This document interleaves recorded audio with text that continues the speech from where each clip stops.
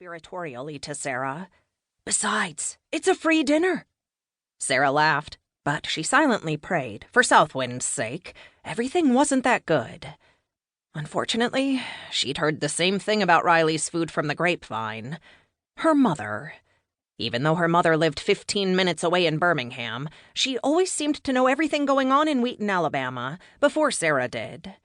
Sarah had originally planned to let Emily and Marcus attend the grand opening alone, but when her mother reported the over-the-top praise she'd heard about Riley's dishes, Sarah's curiosity won out.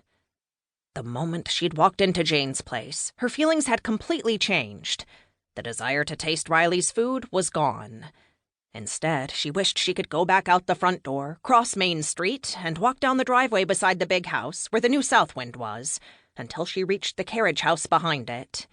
Sarah owned the big house, but the carriage house where she lived was where she felt comfortable and safe. Playing at home with RahRah would be a lot more fun than making small talk, or having to congratulate Jane if the food really was as good as everyone said. Thinking of how RahRah, her alpha cat, was probably exerting control throughout the carriage house over Fluffy, Sarah's recently adopted dog, made her smile. It also reminded her she needed to make a vaccination appointment for Fluffy with either Dr. Tanya or Dr. Vera.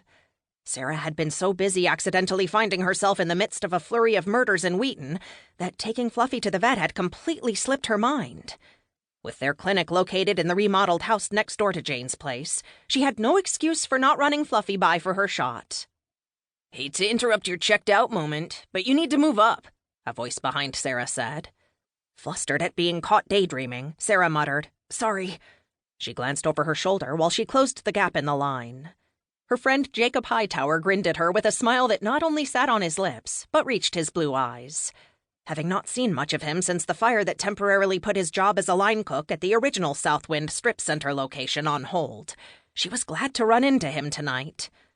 "I didn't see you get in line." "You were zoned out." He glanced around the room. "Phew, Jane's got some crowd. I bet most of Wheaton is here tonight." Sarah frowned. "You might be right. People always like to try the new place in town, especially when they can do it for free." "That's true. My shift at the Southwind pub was dead tonight. I was somewhat surprised when I ran into Emily and Marcus eating in the other room, but considering your history with Jane, this is the last place I expected to see you." Shoving her hands into her pockets, Sarah whispered a sheepish confession. "Call it self-protection. Emily, Marcus, and I came to try out our competitor's food. We've heard some of Jane's menu items are out of this world." "Jane's food is no different than ever. Fine, but nothing special. It's Riley's dishes that are delicious." "That's what I heard. But vegan dishes?" Sarah didn't notice how loud her voice was until the person behind Jacob shot her a dirty look.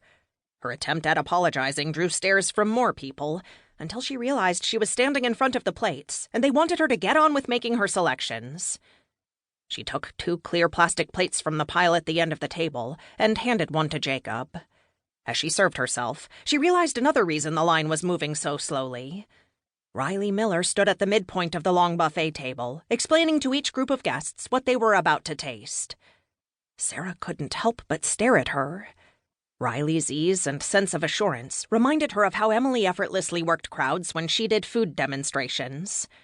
Watching the way Riley's blonde ponytail bobbed and how she accentuated her words with her ever-moving hands, there was something about Riley that made Sarah think the young chef might fly away at any moment. It wasn't that Riley resembled a butterfly, but she radiated more of a sprite vibe. That was it. She reminded Sarah of Tinker Bell, the fairy in Peter Pan. Clad in a short green chiffon dress, Riley was small, athletic, and had an engaging smile. Sarah presumed Riley was quite the salesperson from the amount of food Doctors Tanya and Vera had piled on their plates while Sarah was daydreaming. As she reached Riley's part of the buffet table, Sarah, having heard and observed Emily in action, wondered how similar Riley's patter was. "Hi, I'm Riley Miller." "Sarah Blair." "Oh, I know who you are."